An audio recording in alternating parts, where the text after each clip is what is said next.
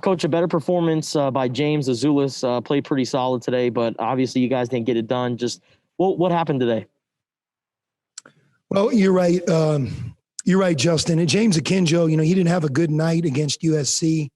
And one of the things that you're always anxious to see on a player is how do they bounce back? How do they respond, right?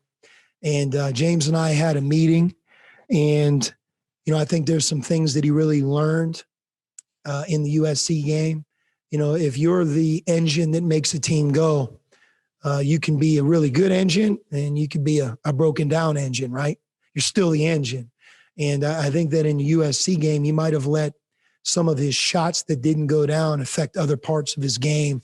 And we're not nearly as good when he's not, that type of player for us. Tonight, he was great. 25 points, 8 assists, 1 turnover. I don't think we could have asked much more from him. And I thought Ben Mathurin really did a good job as well. Azulis is going to be steady from this point forward. But Ben, I think he's a guy that now that we've played the games that we've played, we got to get him a bigger role. We have to get him in there more. And, from a defensive perspective, he's going to make plenty of mistakes.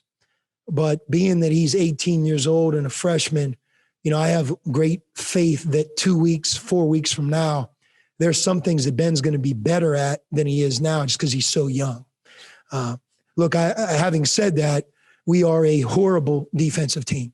And we played against 2 very good teams, but that's who you judge yourself by, right? I mean, you judge yourself by programs and teams like UCLA and SC.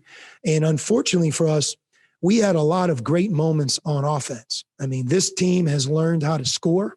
We can do it inside. We can do it off the dribble. We have guys coming in off the bench that are scoring for us.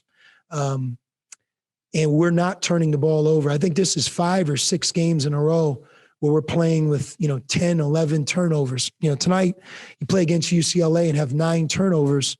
That's a heck of a thing. But we can't get the value out of that because we just have no answer on defense. Straight line drives, in and around the basket, and just the fouling is just off the charts right now. It's, we have a saying, undisciplined teams or players are coached by an undisciplined coach. And, fouling is discipline. Fouling, sometimes it might be you're outmatched or outmanned.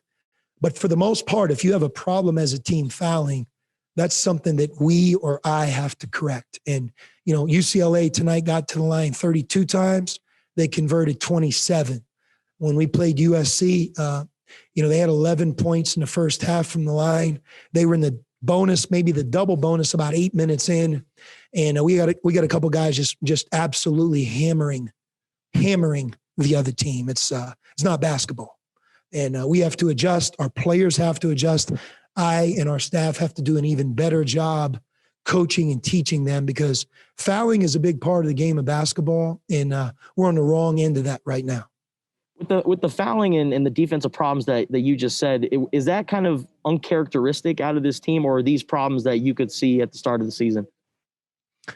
No, I think our defense has slid, but so has, our competition is higher right now. You learn a lot about your team when you play players like the Mobley brothers. And, tonight you have UCLA that has a guy at every position who's a threat. And obviously both teams are well coached. I have a lot of respect for Mick, and he does a great job with his guys. And, tonight we just didn't have an answer for them offensively. They're one of America's best offensive teams. So you really learn a lot about your deficiencies when you play against a team like that. And, we just have no answer. We went to a zone, and, everybody, it's like, hey, coach, why don't you play zone? We did. And we gave up 4 second shots on 3 possessions. It's hard to rebound out of a zone defense, and especially against a physical player like Cody Riley. So our rebounding left us. The drives we had a hard time with. And, I credit Tiger Campbell too, because part of our game plan, especially in the first half, was to not let him distribute and make him score more. And a really terrific player like him, that's what he did. He said, if you're going to give me this, I'm going to take it. And I thought he was great. As good as James was on our end, he really negated James because he was great on UCLA's end. Bruce, you're up next. Well, Sean, you answered a lot of what I was going to ask about the defense and the fouling, but how am specifically all those fouls? I think you read 25 or whatever it was. I mean, were a lot of them in your mind, guy getting beaten and fouling because, or just fouling out of frustration? Did you see any trends there that maybe can be worked on? No, I think it's throughout. We have to be smarter. When the ball's in and around the basket, you have to show your hands. The way you're physical is by moving your feet and really using kind of like your chest, right? So that the guy has to go through your body, but you don't come down on him at all. Look, we have a couple guys playing 9 minutes. You play 9-10 minutes, have 4 fouls. That's a problem. It's the game's too fast for you. And I think that just us coaching it, teaching it, talking about it. Some of it is look, like we have a lot of new guys, and I wish we've been through the race. Like if you've been through these times with a team before, it's you get through it to the end of the year or the next year or the 2 years out, and you have guys that are in your program, they kind of know what to do. I really wouldn't put anybody on our team in that category. But to answer your question, Bruce, we fouled by giving up second shots, especially when we went zone. Had a hard time guarding dribble penetration, one-on-one. Some of our fouls are undisciplined, and then some of them are on offensive rebounds. And, I'm confused. It all depends on what night we're playing, what's an offensive rebound foul and what isn't. I don't know what that is out here. I don't. But that's a story for another day. The things that we can correct, we have to correct because our defense is our problem. And, heck, in some ways, there's a silver lining to this week because going into the week, I wasn't sure how we were going to be able to score, how efficient we were going to be. But I don't have any doubt right now that we're moving in the right direction on offense. And I really believe that our best is yet to come as we give Ben Mathurin a little bit more opportunity, more time. And somebody like Azuolas, you see game in, game out now, he's scoring. I think offensively, I like what we're doing. Defensively, we're not even close, and we have to fix that. And, that's kind of why you have a coach and a staff. So we'll see how we do at Oregon State and at Oregon. If we can be a better offensive or defensive team, foul less, I think it will go a long way towards us winning. Steve Rivera, you're next. Steve? Yeah, Sean, the last two games, what did you learn the most about this team? We can't defend. We really struggle. Is this the most frustrated you've been with the defense in a long time? No, I wouldn't use the word frustrated. I mean, every team presents its subset of problems. But, tonight and USC, and really, if you really look closely at Washington State, we kind of willed that out. I mean, we were in that same type of game here tonight, but the difference is we couldn't make the plays, the big rebound, the big stop. Like if you get a couple stops down the home stretch, you're playing to win. Like the next shot puts you up to. But we never could quite put ourselves in that position because when we needed to stop, the possession usually ended in a foul. A foul. And Baker's 25 of them. I'm sorry. And Baker's been in a funk. What's his situation? I don't know. He hurt his hand, but obviously we're going to stick with Jamal.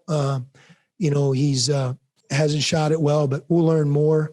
The reason he didn't play in the second half is he has a hand injury, and I don't know if it's broken, if it's sprained. We're going to find out more over the next couple of days on his situation. Thanks, Sean. Troy Hutchison. Troy. Julius Cabell, you mentioned, he had a good game today. 11 points in the first half, only 4 in the second. Was it something UCLA was doing different defensively that kind of quieted him in the second half? Yeah, I thought he had a couple pretty good looks down the stretch. I mean, you guys kind of watched the same game as me. They didn't go down. I mean, we got him the ball a couple times deep.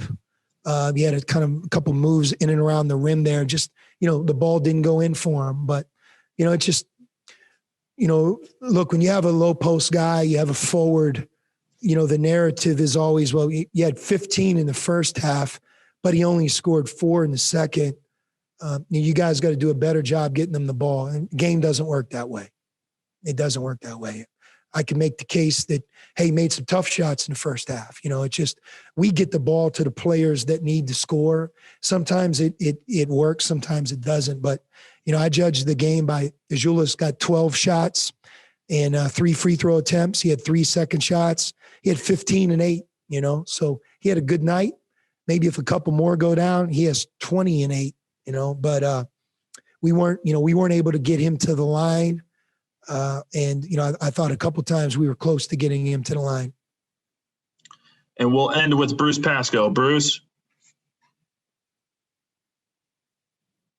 Yeah. Sean, just follow up on Jamal.